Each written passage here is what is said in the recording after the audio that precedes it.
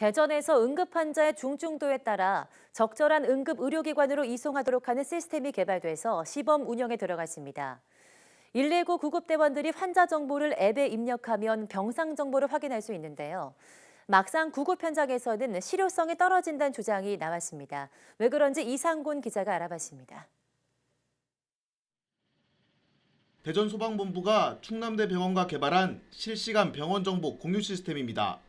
119 구급대원이 환자의 혈압과 체온, 주요 증상을 휴대전화 앱에 입력하자 환자 중증도에 따라 응급의료기관의 병상 정보들이 안내됩니다. 심정지 환자를 위한 소생실부터 코로나19 의심 환자를 위한 격리병상까지 남아있는 병상 수를 한눈에 확인할 수 있습니다. 대전소방본부는 응급 환자의 중증도를 분류하는 시스템을 개발하면서 이송 지침도 새롭게 만들었습니다.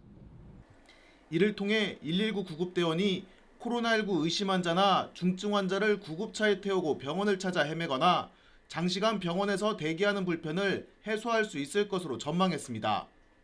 코로나19 이후에 대전 지역에서 55분의 대기 시간이 발생을 했고, 이 시스템을 사용하게 되면 대략적으로 병원을 선정하는 시간 20분 정도를 단축할 수 있을 것으로 기대됩니다. 하지만 실제 구급 현장에서 119 구급대원들이 앱을 사용해 본 결과 실효성이 떨어진다는 의견이 많았습니다. 그동안 중증 환자의 경우 구급대원들이 응급처치하는 동안 119 상황실에서 병원을 알아보고 무전으로 전달해주는 방식이었습니다.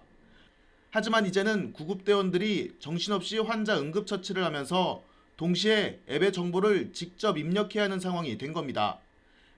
하나 이제 다 입력을 해야 되거든요. 그렇게 할 여력이 안 되는데 이걸 쓰라고 하니까 불편한 점이 있고요.